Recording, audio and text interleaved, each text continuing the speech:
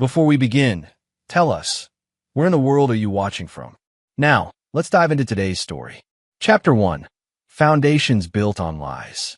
Eldridge Williamson stood in his corner office on the 42nd floor, watching the Chicago skyline bleed orange in the dying light. At 38, he commanded respect in the real estate development world. A self-made man who'd clawed his way from a working-class neighborhood to owning a portfolio worth $50 million.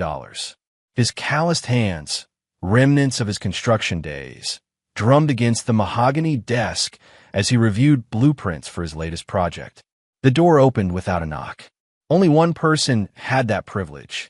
Working late again, Courtney Williamson glided in, her designer heels clicking against the hardwood.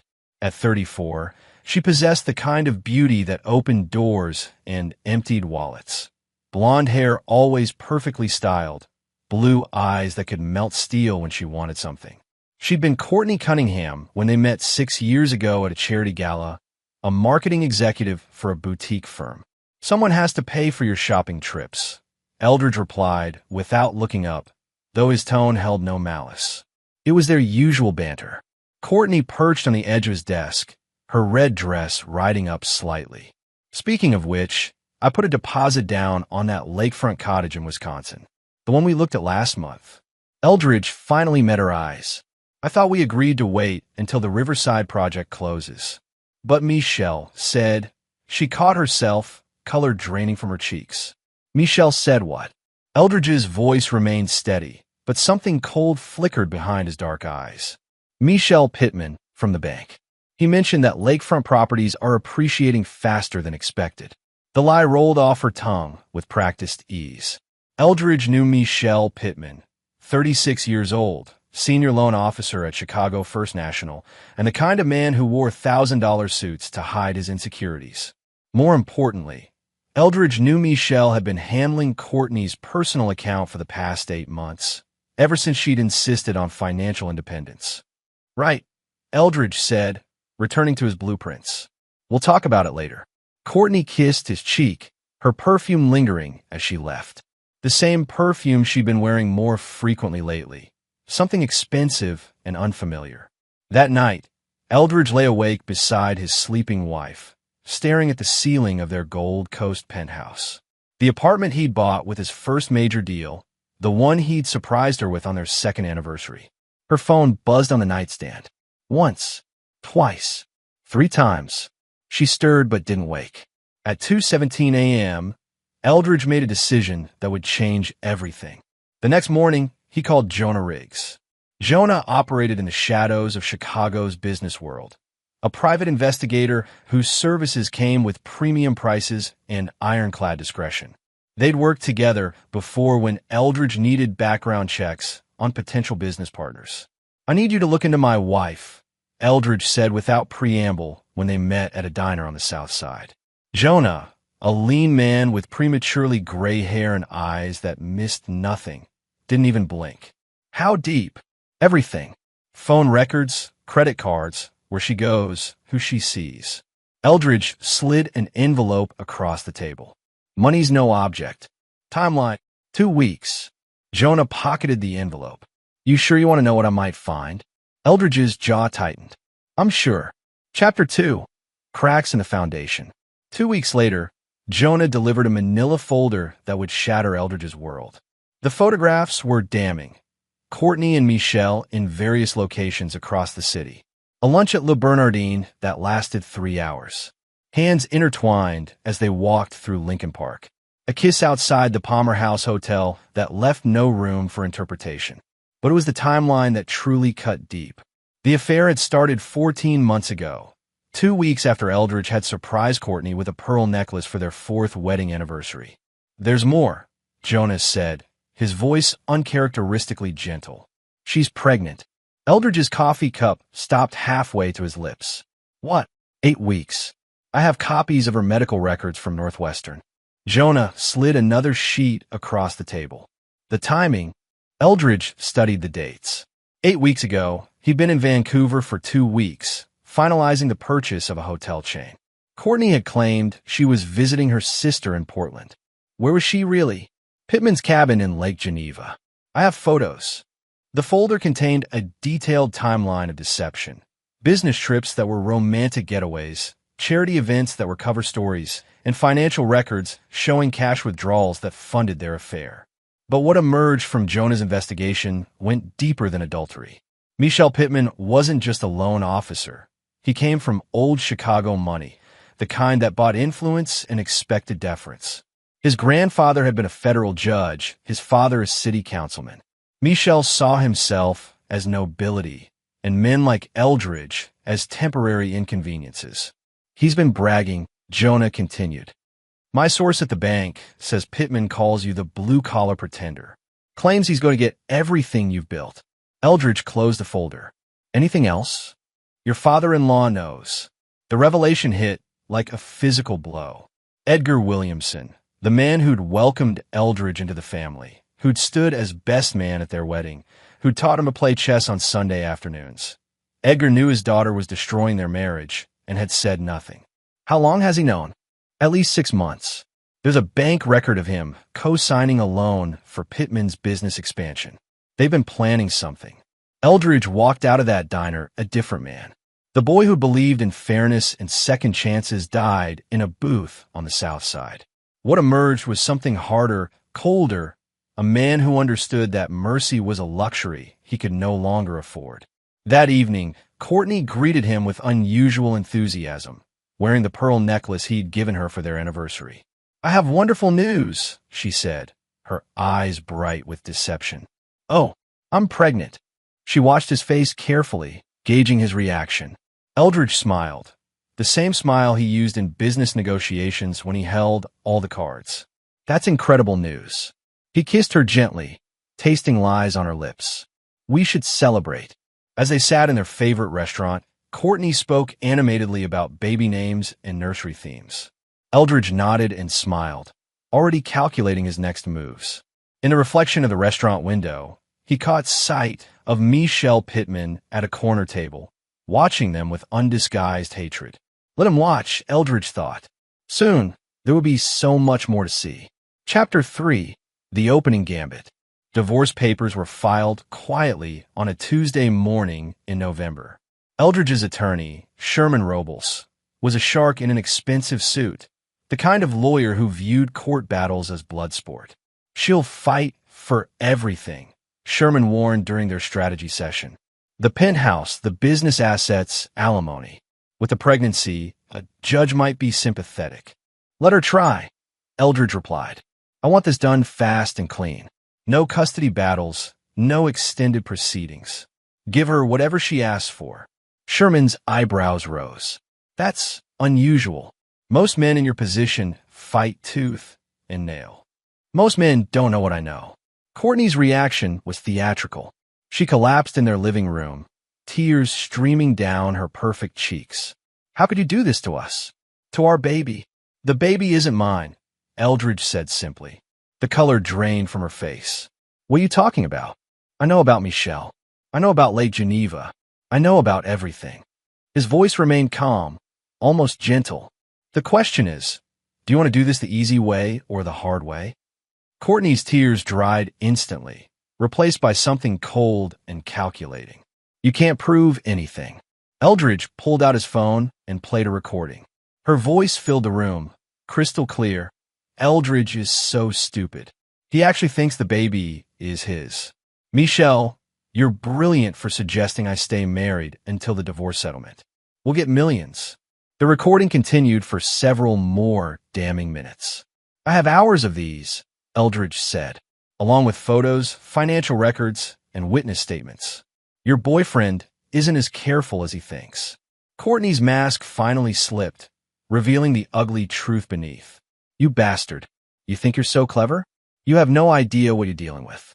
Michelle's family has connections you can't imagine. We'll destroy you. You're welcome to try. The divorce proceedings moved with unprecedented speed. Courtney, realizing the recordings would destroy her in court, accepted a settlement that seemed generous but contained carefully crafted language that would prove crucial later. She kept the lakefront cottage, valued at $800,000, received $2 million in cash, and retained rights to their shared business investments. What she didn't realize was that Eldridge had structured the settlement to leave her exposed to future financial obligations. Meanwhile, Edgar Williamson remained silent, continuing their chess games as if nothing had changed. During their final game before the divorce was finalized, Edgar made an unexpected move. "You know, I've always thought of you as the son I never had," he said, advancing his queen. "I know." Eldridge moved his knight, setting up a trap Edgar couldn't see. Courtney made mistakes. We all make mistakes. Some mistakes can't be forgiven. Eldridge's tone remained conversational. Edgar leaned back in his chair. "She's still my daughter. Blood is thicker than water." "Blood," Eldridge repeated thoughtfully. "Checkmate." Edgar stared at the board in confusion. He'd been 2 moves away from victory, and somehow Eldridge had turned the game completely around. "I don't understand. How did you?" "You weren't paying attention to the pieces you couldn't see," Eldridge said, standing. "Thanks for teaching me chess, Edgar. The lessons were more valuable than you know." On the day the divorce was finalized, Eldridge stood alone in his attorney's office, signing the papers that legally severed his connection to Courtney. But legal documents were just paper. The real game was about to begin. That afternoon, he placed a call to Dorian Dawson, a real estate developer who specialized in luxury properties. "I want to buy a specific apartment building," Eldridge said. "Price is no object." The building in question was a converted warehouse in River North, the same building where Michelle Pittman had been secretly paying rent on a private apartment for the past year. The apartment he used for his encounters with Courtney and God knows who else. "I can have the papers drawn up by Friday," Dorian confirmed. "Make it Thursday," Eldridge said. "And Dorian? I want every rental agreement in that building transferred to my personal management company. Every single one." By Thursday evening, Eldridge owned the building and had legal control over every lease agreement. Michelle Pittman would discover this fact in 30 days, when his first eviction notice arrived. But that was just the opening move. Chapter 4: The Baby Shower Gambit. 4 months later, the invitation arrived on cream-colored cardstock with elegant script. "You're invited to celebrate baby Williamson Pittman." The hypocrisy was breathtaking. Courtney had kept his name for the settlement benefits, but publicly flaunted her relationship with Michelle. The baby shower was held at Edgar and Louise Williamson's estate in Winnetka, a sprawling Tudor mansion that had hosted 3 generations of family celebrations. Eldridge arrived precisely on time, carrying a modest gift bag and wearing his most disarming smile. The guest list read like a who's who of Chicago society. Courtney held court in the center of the living room, her hand resting on her 7-month belly, accepting congratulations and gifts with practiced grace. Michelle stood beside her like a conquering hero, his arm possessively around her waist. "Eldridge!" Louise Williamson rushed to greet him, her voice overly bright with nervous energy. "I'm so glad you came. This shows such maturity." "I wouldn't miss it," Eldridge replied, kissing her cheek. "Family is family." The afternoon proceeded with typical baby shower activities, gift opening, games, and polite conversation that carefully avoided mentioning the obvious tensions. Eldridge mingled easily, accepting congratulations on his gracious handling of the situation and deflecting questions about his future plans. It was during the gift opening ceremony that Edgar made his move. "Before we continue," Edgar announced, commanding the room's attention, "there's a special gift from all of us." He produced a large frame covered by silk cloth, something to help Courtney and Michelle start their new life together. With theatrical flourish, he pulled away the cloth to reveal a framed property deed. "A gift from all of us," Edgar repeated, his voice thick with emotion. "Your new home." Courtney gasped, her hands flying to her mouth. The gathering erupted in applause and congratulations. Michelle beamed with pride, accepting handshakes and backslaps from the other men. Eldridge moved closer to examine the deed, his expression curious but calm. The document was genuine, a transfer of ownership for a luxury apartment in Lincoln Park, valued at $1.2 million. But as his eyes scanned the legal description, something cold settled in his stomach. The address was familiar. Too familiar. It was the apartment he'd purchased 3 years ago as an investment property. The apartment he'd paid off in full, with his own money, using funds from his first major development deal. The apartment he'd bought before his marriage to Courtney, which legally made it his separate property. Edgar leaned in close, his voice low enough that only Eldridge could hear. "You have 30 days to vacate."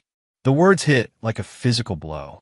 Eldridge stared at his father-in-law, the man who'd taught him chess, who'd shared whiskey and war stories, who'd welcomed him into the family with open arms.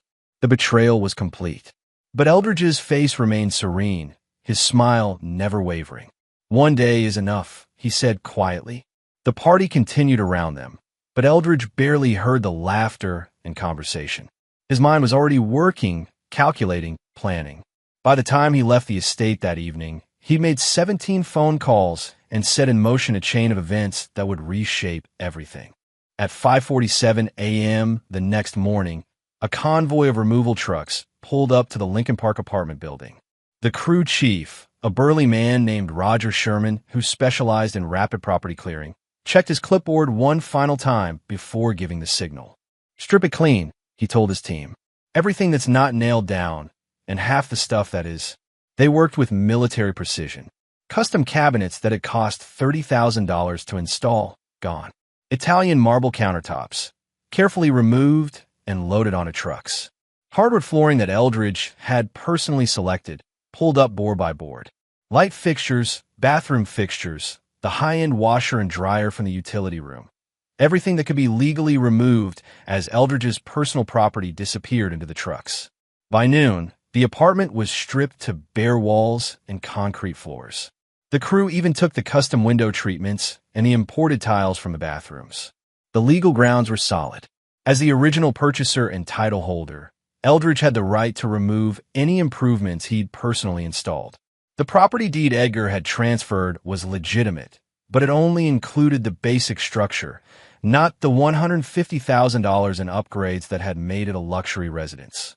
At 6:41 p.m., Louise Williamson's text arrived. "Is this a joke?" Eldridge smiled as he typed his response. "Not yet, but tomorrow's delivery might be." He was sitting in his temporary downtown apartment, surrounded by boxes and planning documents. The view wasn't as nice as the penthouse he'd given up in the divorce, but it served his purposes. On the coffee table lay blueprints, legal documents, and a shipping manifest that would arrive at Edgar and Louise's estate the following morning. What he'd arranged for delivery would make the apartment stripping look like a warm-up act. Chapter 5. The Delivery. At 8:15 a.m., Edgar Williamson was enjoying his morning coffee when the first truck arrived. He watched through the bay window as uniformed workers began unloading what appeared to be construction materials. The delivery slip was addressed to him personally.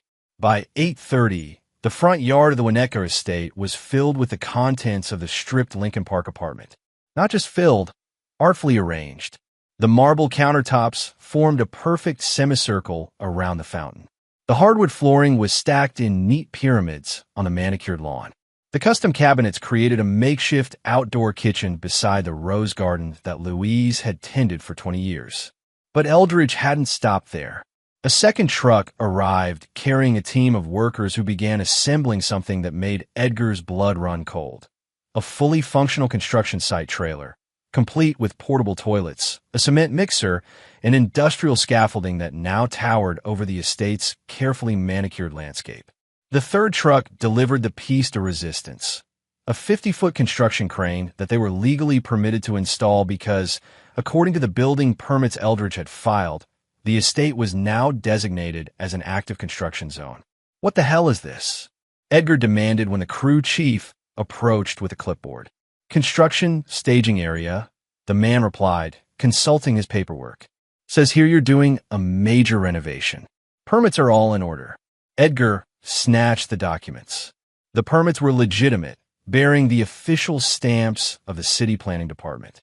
But the project description made no sense. Demolition and reconstruction of detached garage and guest house. Timeline, 6 to 8 months. "I never authorized any construction," Edgar protested. "Don't know about that, sir. I just deliver what I'm told to deliver." The crew chief pointed to a signature on the bottom of the permit application. That's your signature, right? Edgar stared at the signature. It was his handwriting, but he'd never signed any such document. Except the memory came flooding back. 3 months ago, Michelle had brought a stack of papers for him to sign. Loan documents, he'd said, for the business expansion. Edgar had been rushing to a golf appointment and had signed without reading carefully. His phone buzzed with an incoming call from his next-door neighbor, Lee Fernandez, a prominent attorney who'd lived in Winnetka for 30 years. Edgar, what in God's name is happening over there? There's a crane in your front yard. Before Edgar could respond, Louise came running from the house, her face pale with shock. The neighbors are calling. Mrs. Chun from the Homeowners Association is on her way over. Edgar, what have you done? What he'd done was trust the wrong people. By 10 a.m., the estate looked like a war zone. The construction equipment dominated the landscape, effectively blocking access to the garage and making the property unusable for any normal activities. Worse, the permits were ironclad, legally filed and properly approved, giving Eldridge the right to use the property as a staging area for the next 6 to 8 months. Michel arrived at noon, his Mercedes forced to park on the street because the driveway was blocked by stacks of building materials. His face was red with rage as he stormed toward Edgar. You signed the permits, Michel said without preamble. The bank called.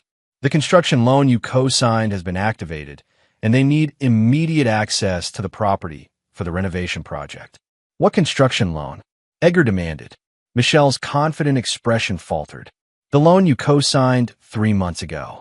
For the garage renovation and guest house expansion. I never signed any. Edgar stopped mid-sentence as the truth hit him. The papers Michel had brought him, the ones he'd signed in a hurry. They hadn't been loan documents for Michel's business. They'd been construction permits and financial guarantees for a renovation project that didn't exist. You son of a bitch, Edgar whispered. But Michel wasn't listening. He was staring at something beyond Edgar's shoulder, his face going white. Following his gaze, Edgar turned to see a familiar figure standing beside the construction crane.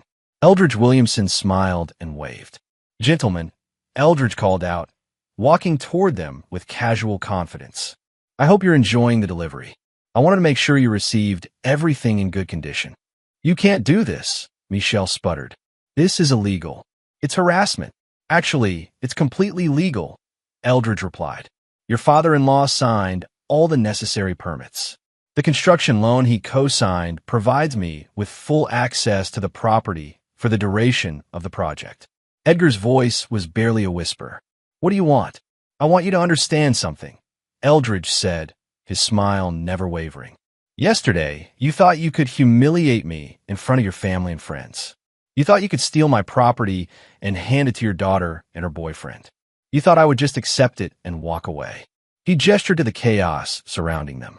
This is me not walking away. Louise appeared at Edgar's side, her face streaked with tears. Eldridge, please. This is madness. We can work this out. We could have worked it out, Eldridge agreed. Before yesterday. Before you chose them over me. His voice hardened. Before you forgot that I'm not the same man you met 6 years ago. I'm something much more dangerous now. He turned to leave, then paused. Oh, and Michel, you might want to check your rental apartment. I think you'll find the locks have been changed. As Eldridge walked away, Edgar felt something crack inside his chest. The well-ordered world he'd built, the careful plans he'd made, the family legacy he'd tried to protect, all of it was crumbling around him. And they hadn't even seen the worst of it yet. Chapter 6, The Trap Springs. The eviction notice arrived at Michel's River North apartment on a Tuesday morning, served by a process server who found him in his bathrobe, frantically searching for clean clothes. The lock change had been just the beginning. Eldridge had used his ownership of the building to make Michel's life a living hell. 30 days, the process server said, handing over the legal documents. Buildings being converted to condominiums. Michel stared at the notice, his hands shaking with rage. The apartment had been his sanctuary, his private space away from the prying eyes of Chicago society. Now, it was being torn away, just like everything else. But the eviction was merely one piece of a larger puzzle that Eldridge had been assembling for months. At Chicago First National, Michel discovered that his position as senior loan officer was under review following irregularities in several high-profile accounts. The irregularities weren't fabricated. They were real problems that Michel had been sloppy enough to create through his arrogance and lack of attention to detail. The Patterson account shows 3 unauthorized extensions, his supervisor, Aubrey Hull, explained during their meeting. The Morrison loan has documentation gaps, and the Williamson construction permits. Aubrey shook his head. Jesus, Michel, what were you thinking? Michel's blood ran cold.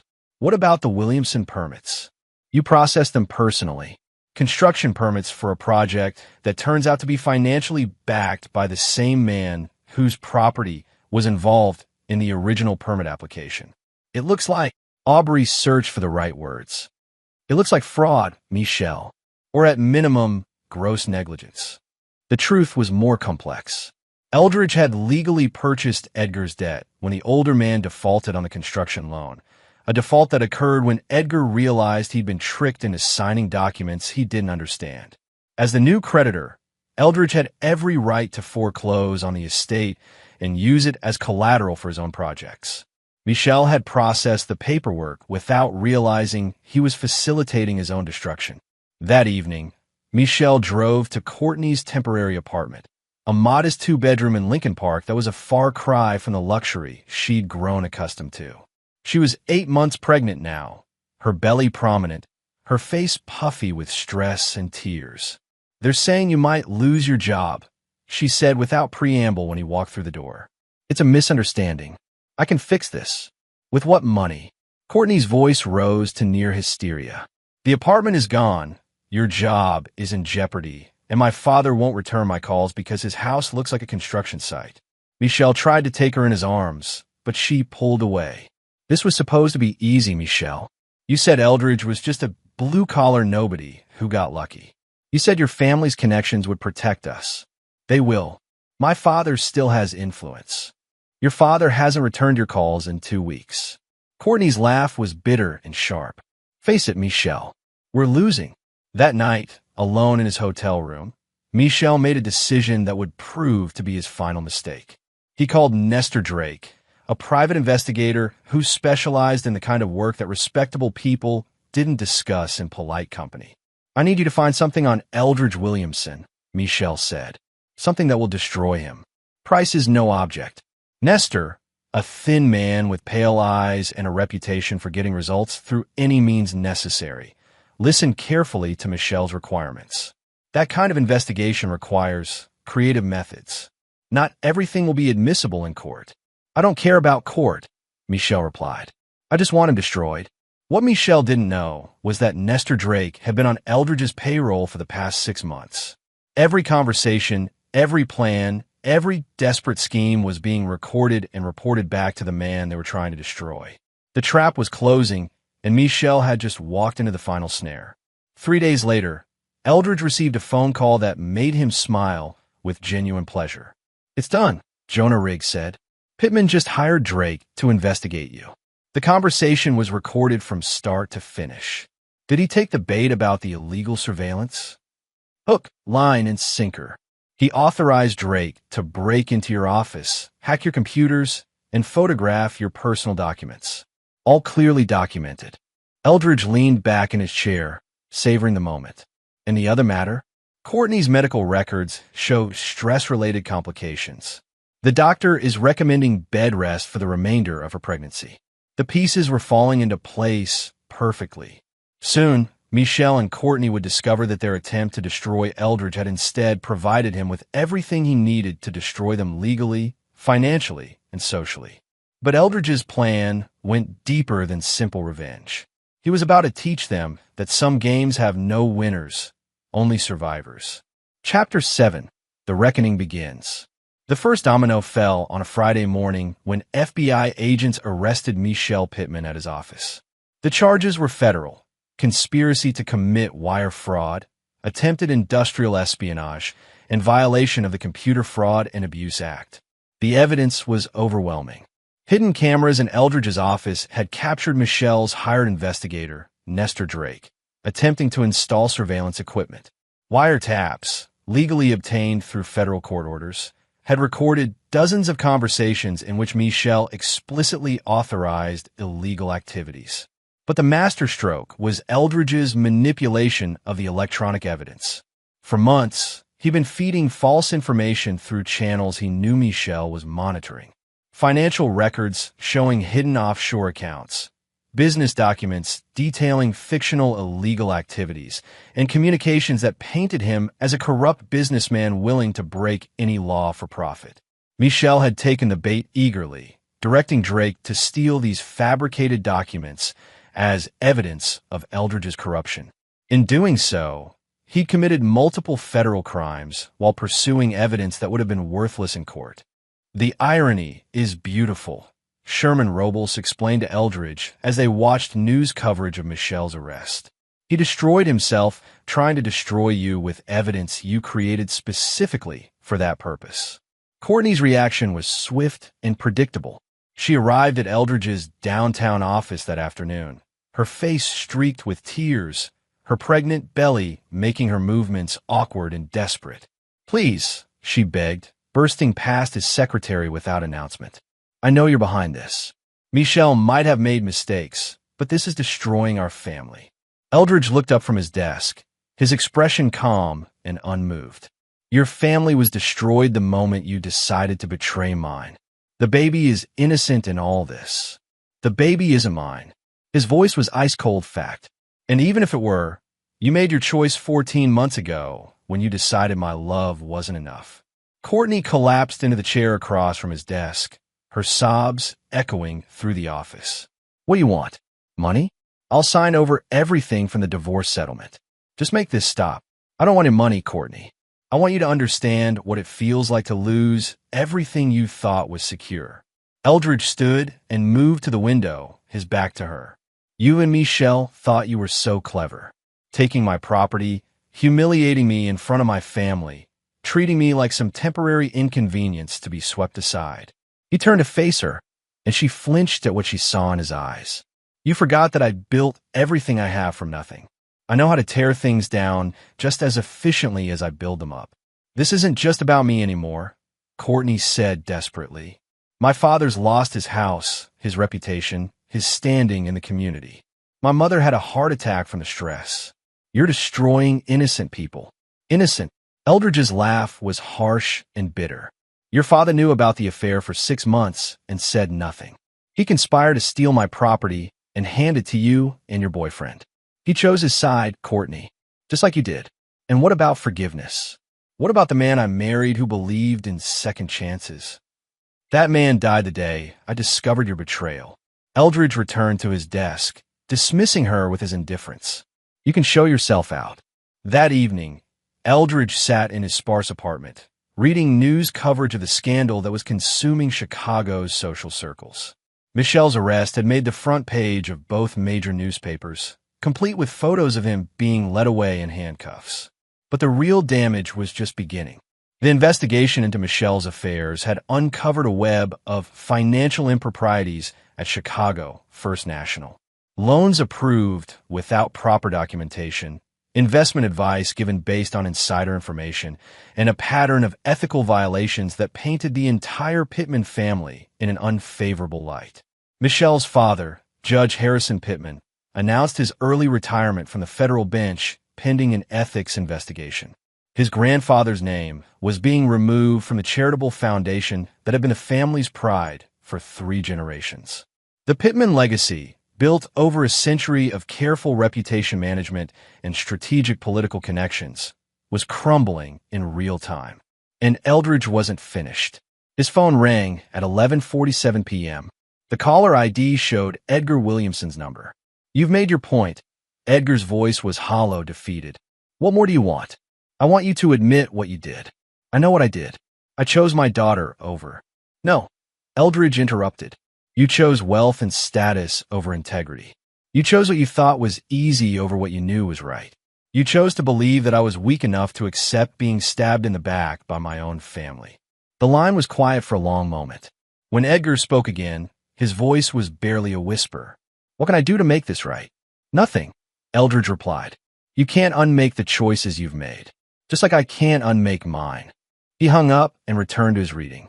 Tomorrow would bring new developments, new consequences for the people who'd thought they could destroy him without facing any repercussions. But tonight, for the first time in months, Eldridge Williamson slept peacefully. Chapter 8. Aftermath and Consequences. 6 weeks later, the full scope of Eldridge's revenge had become clear to everyone involved. Michelle Pittman pleaded guilty to federal conspiracy charges and was sentenced to 4 years in minimum security prison. His conviction triggered a cascade of consequences that reached far beyond his personal situation. Chicago First National faced federal investigation and massive civil lawsuits.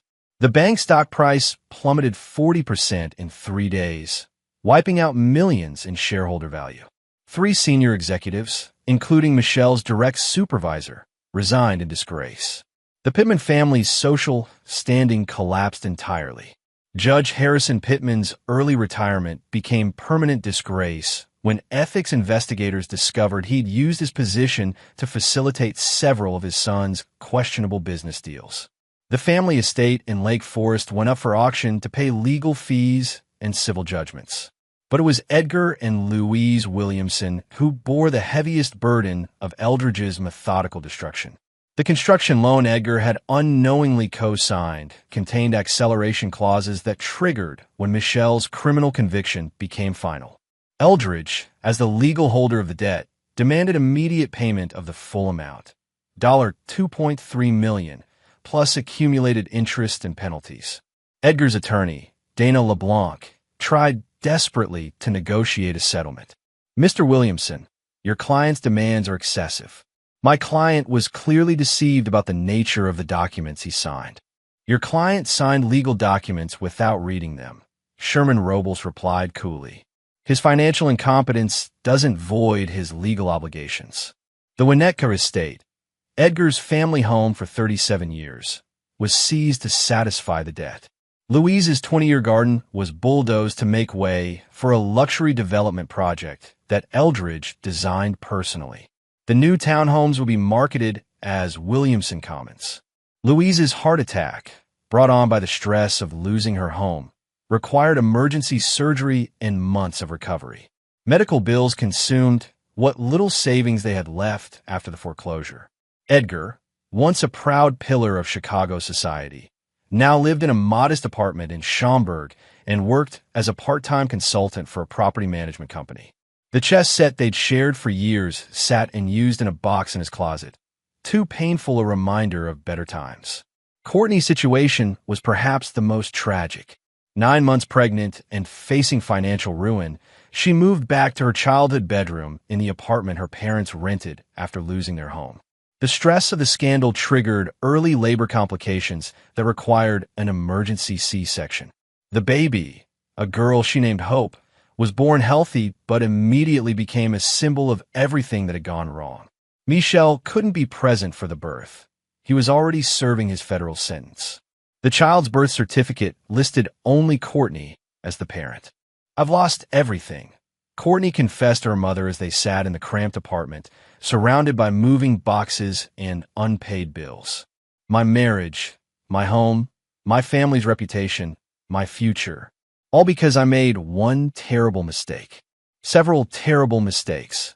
Louise corrected gently but firmly. And not just you. We all made choices that led us here. Courtney's financial situation was dire. The divorce settlement money had been spent on legal fees and medical bills. The lakefront cottage she'd received was underwater on its mortgage due to declining property values. A decline that wasn't accidental, but the result of Eldridge purchasing and demolishing 3 neighboring properties, destroying the area's appeal to luxury buyers. She applied for assistance programs she'd never imagined needing. Food stamps, Medicaid, subsidized housing. The safety net that caught people when they fell from grace. The social fall was equally devastating. Former friends crossed the street to avoid her. Country club memberships were quietly revoked. Invitations to charity galas and social events stopped arriving. Courtney Williamson, who had once been featured in Chicago magazine's Rising Stars Under 40, was now a cautionary tale whispered about in the same social circles that had once celebrated her. But Eldridge's revenge extended beyond financial and social destruction. He'd systematically dismantled every relationship, every connection, every source of support that his enemies had relied upon. Boyd Williamson, Edgar's younger son and Eldridge's former brother-in-law, discovered that his law practice was losing clients after word spread about the family's connection to the scandal. His partnership at a prestigious downtown firm was quietly dissolved. The ripple effects continued expanding, touching everyone who had chosen sides against Eldridge or remained silent when they should have spoken up. Only Jonah Riggs, the private investigator who had started this chain of events with his manila folder, remained untouched. He'd been paid handsomely for his work and had wisely invested the money in properties that Eldridge didn't control. "You got your revenge," Jonah observed during their final meeting. "The question is, was it worth it?" Eldridge considered the question seriously. His former life was gone completely. The marriage, the family connections, the social relationships that had defined his identity for 6 years. But something new had taken their place. "Ask me in 5 years," he replied. Chapter 9. The Last Smile. 1 year later, Eldridge stood in the penthouse of his newest building, a 40-story tower that dominated the Chicago skyline. The view from his office encompassed the entire city, including the neighborhoods where his former enemies now struggled to rebuild their shattered lives. The construction of Williamson Commons had been completed 6 months ahead of schedule. The luxury townhomes sold within days of going on the market, generating profits that exceeded even Eldridge's aggressive projections. Where Edgar's family estate once stood, young professionals now paid premium prices to live in what had become one of Chicago's most desirable addresses. The irony wasn't lost on anyone who knew the history. Eldridge's business empire had grown exponentially during the year of his revenge. The chaos he'd created in his personal life had somehow focused his professional energy with laser precision. 3 major developments, 2 hotel acquisitions, and a commercial real estate portfolio that doubled in value. Success, it turned out, was indeed the best revenge. His secretary announced a visitor, Sherman Robles, the attorney who had helped orchestrate much of the legal maneuvering that made the revenge possible. "I have news about the Pittman situation," Sherman said, settling into the chair across from Eldridge's massive desk. "Michelle's appealing his sentence. His new attorney thinks they can get it reduced based on mental health factors." "Let them try," Eldridge replied without looking up from his documents. The evidence was overwhelming, and federal judges don't like defendants who commit crimes against the same people trying to help them. "There's something else." Sherman hesitated. "Courtney's filed for bankruptcy. She's also applied for permission to change the baby's last name from Pittman to Cunningham, her maiden name." This got Eldridge's attention. Trying to distance herself from Michelle's conviction, trying to distance her daughter from the whole mess. The kid's going to grow up with enough baggage without carrying the Pittman name. Eldridge returned to his paperwork, but Sherman wasn't finished. "Edgar's been asking about you, through intermediaries. He wants to know if there's any possibility of reconciliation." "No." He's willing to admit his mistakes publicly. Make a formal apology. Whatever you want. "I want him to live with the consequences of his choices," Eldridge said flatly. "Just like I live with mine." Sherman studied his client carefully. "You know, there are people who think you went too far, that your revenge was disproportionate to the offense." Eldridge finally looked up, his dark eyes meeting Sherman's. "Those people have never been betrayed by everyone they trusted. They've never discovered that their marriage was a lie, their family was fake, and their love was just another asset to be divided in a settlement. And now I know exactly where I stand with everyone in my life." Eldridge gestured toward the cityscape beyond his windows. "These buildings don't lie to me. These contracts don't cheat on me. This money doesn't pretend to love me while planning to destroy me." Sherman gathered his papers, recognizing the dismissal in Eldridge's tone. "For what it's worth, I think you won. Completely and absolutely." After Sherman left, Eldridge remained at his desk as the sun set over Chicago. His phone showed 17 missed calls and 43 unread messages. Investors, contractors, politicians, and society figures who wanted something from a man who'd become one of the city's most powerful real estate developers. But there were no personal calls, no family messages, no friends checking in just to say hello. That evening, he drove to a small cemetery in suburban Oak Park where his mother was buried. She died when he was 24, before he'd become wealthy, before he'd met Courtney, before everything had gone so spectacularly wrong. "I kept my promise," he said to the weathered headstone. "I built something that mattered, something that lasted." He paused, thinking about everything that had happened. "I just didn't realize how much it would cost." The wind picked up, rustling the leaves of the oak tree that shaded her grave. In the distance, the lights of Chicago twinkled like stars, each one representing someone's hopes, dreams, and struggles. Eldridge's phone buzzed with another message. Another opportunity, another deal, another chance to add to his empire. He ignored it. For the first time in years, he had nothing urgent to do and nowhere important to be. The revenge was complete. His enemies were destroyed. His empire was secure. So why did he feel so empty?